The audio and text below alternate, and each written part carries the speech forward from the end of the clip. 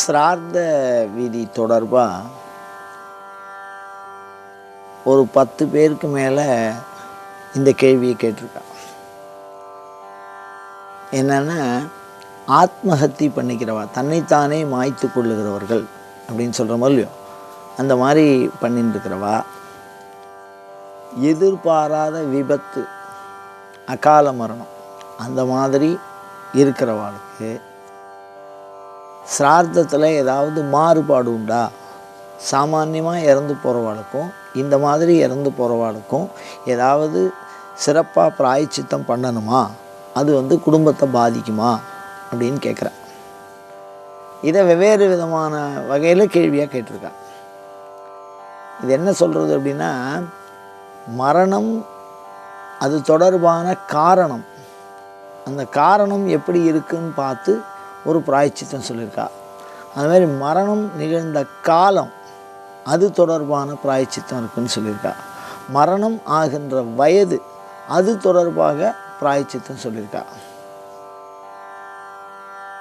இப்போ இந்த மாதிரி விஷயங்களை நம்ம பார்க்கும்போது,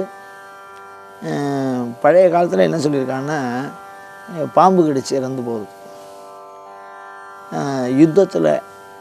யுத்தத்தில் இறந்து போகிறவனுக்கெல்லாம் வீர சொர்க்கம்னு பேர். அவளுக்கு விதி தனியாக இருக்குது, யுத்த விதி. ஆனால் காட்டில் வேட்டையாட போகும்போது ஏதாவது மிருகங்களால் அடித்து இறந்து போகிறது, பாம்பு கடித்து இறந்து போகிறது, அதுதான் அவளுக்கு விபத்தாக இருந்திருக்கு. தேர் அதில் போகும்போது அது கொடை சாஞ்சி இறந்து போகிறது, அந்த மாதிரிலாம். இப்போ அதை தான் நம்ம இங்கே விபத்துன்னு சொல்கிறோம். தண்ணியில் இறந்து போகிறது, தீ விபத்து, ஒருத்தருக்கு ஒருத்தர் ஊரே கொளுத்தி விட்டுருவா தீவெட்டி வச்சு, அந்த மாதிரி தீயில் இறந்து போகிறது. இந்த மாதிரி விபத்துகளில் இறந்து போனால் அதற்கான பிராயச்சித்தம் அந்த 16 நாளுக்குள்ளேயே அதை பண்ணிடுவாள். அந்த சூத்திரம் படி சடங்குகளை செய்து வைக்கிறவர்களுக்கு இந்தந்த மாதிரி இறந்திருந்தால் அந்த பிராயச்சித்தம் முதல்ல பண்ணணும். இந்த ஆத்மஹத்தி பண்ணின்றவாளுக்கோ இல்லை விபத்தால் இறந்தவாளுக்கோ பிராயச்சித்தம் பண்ணி அதுக்கப்புறம் தான் சம்ஸ்காரமே சொல்லியிருக்கா. அதனால் அதை 16 நாளுக்குள்ளே பண்ணிடணும்னு தான் சொல்லியிருக்கா. அதுக்கப்புறம் அதுக்கு எந்த பிராயச்சித்தமும் இல்லை. அப்படி பண்ணலை அப்படின்னு நினைக்கிறா.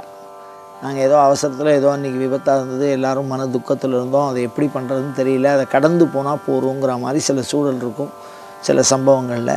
அதனால் அந்த மாதிரி ஒரு சூழலில் ஆத்மஹத்தி பண்ணிட்டாலும் சரி, இல்லை மற்ற விஷயங்களில் அதாவது விபத்துகளால் இறந்து போனாலும் மனது ரொம்ப பாதிக்கப்படுறதுனால எதிர்பாராத நிகழ்வுகளாலையும் இந்த மாதிரி வைதிக அனுஷ்டானங்களால் அப்போ இருக்கக்கூடிய சூழல் மனநிலையால் அனுஷ்டானம் பண்ணலை, ஏதோ தவறு நடந்து விட்டது, அதை நாம் கடந்து வந்து விட்டோம், இப்போ என்ன பண்ணலாம் அப்படின்னு கேட்டால், ராமேஸ்வரத்தில் போய் ஒரு சிரார்த்தம் பண்ணணும் அப்படின்னு சொல்லியிருக்கான். அது ஒரு தடவை தான் சொல்லியிருக்கான். அந்த சிரார்த்தம் சாமான்யமாக ராமேஸ்வரத்தில் பண்ணுற சிரார்த்தங்கிறது வேறு, காசியில் பண்ணுற கயா சிரார்த்தம் இருக்கோ இல்லையோ அதுக்கு அர்த்தம் வேறு, பொருள் வேறு.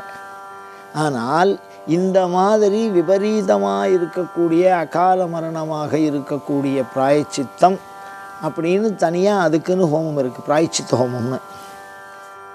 அந்த ஹோமத்துக்கே பிராயச்சித்த திலஹோமம்னு வேறு. திலஹோமம்னா பொதுவாக பித்திருகளுக்கு பண்ணுறது.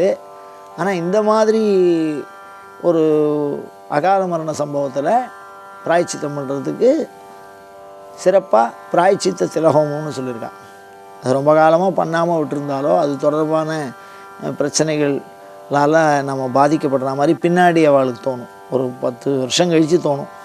அந்த மாதிரிலாம் ஏதாவது இருந்ததுன்னா ராமேஸ்வரத்தில் போய் பண்ணிட்டு வரணும் அந்த பிராயச்சித்தத்தை. அதையும் தாண்டி நான் பல முறை அறிவித்திருக்கிறேன், அந்த மாதிரி ராமேஸ்வரத்தில் போய் பிராயச்சித்தத்தில் ஹோமம்லாம் பண்ண முடியாதவா சிதம்பரம் இந்த மாதிரி க்ஷேத்திரங்களில் முக்தி தீபம், மோட்ச தீபம் அதை ஏற்றினால் அவளுக்கு ஒரு மோட்சத்தை இறைவன் அருள்வான் அப்படின்னு சொல்லி மோட்ச தீபத்தையும் பிராயச்சித்தமாக சொல்லியிருக்கோம். இந்த பிராயச்சித்தங்கிறது காலம் சார்ந்து வாழலாம். அகாலத்தில் இறந்து போகிறது, சின்ன வயசில் இறந்து போகிறது, சில குடும்பத்தில் பார்த்திங்கன்னா சின்ன குழந்தைகள் அந்த மாதிரி இறந்து போகும். அது மாதிரி இருந்தாலும் அதுக்கும் பிராயச்சித்தம் சொல்லியிருக்காங்க. அது பேர் கால பிராயச்சித்தம். ஒரு நல்ல ஒரு எதிர்பாராத விபத்து அப்படிங்கிறதுக்கு பிராயச்சித்தம் தனி, ஒன்றுத்துக்கும் தனி. அது எதில் நிகழ்ந்ததோ அதுக்கு தகுந்த மாதிரி சொல்லியிருக்காங்க. அதனால தான் பிராயச்சித்தம் உங்கள் தண்ணியில் இருந்தால் தனி பிராயச்சித்தம், நெருப்பில் இருந்தால் பிராயச்சித்தம்.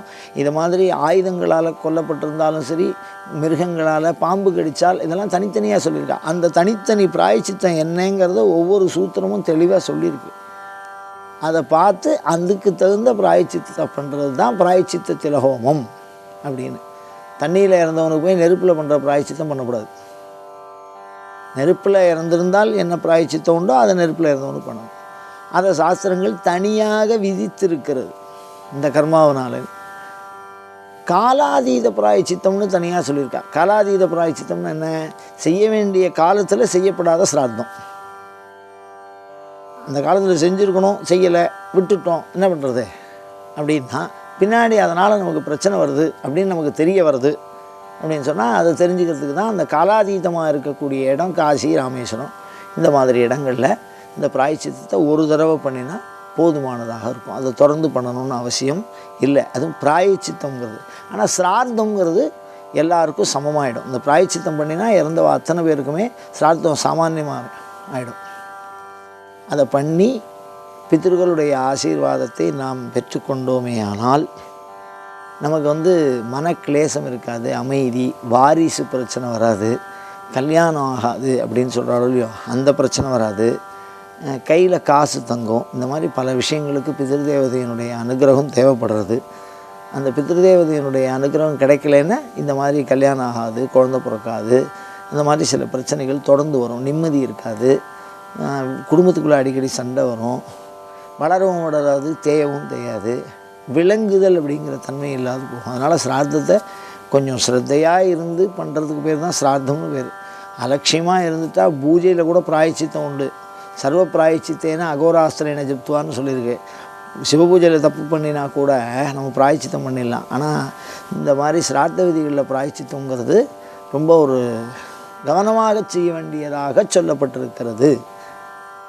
அதனால் அதை கவனித்து செய்து அந்த பித்ருதேவதையினுடைய ஆசீர்வாதத்தையும் அவளுடைய சாபம் வாங்காமலும் இருக்கிறதுக்கு முயற்சி செய்யணும்.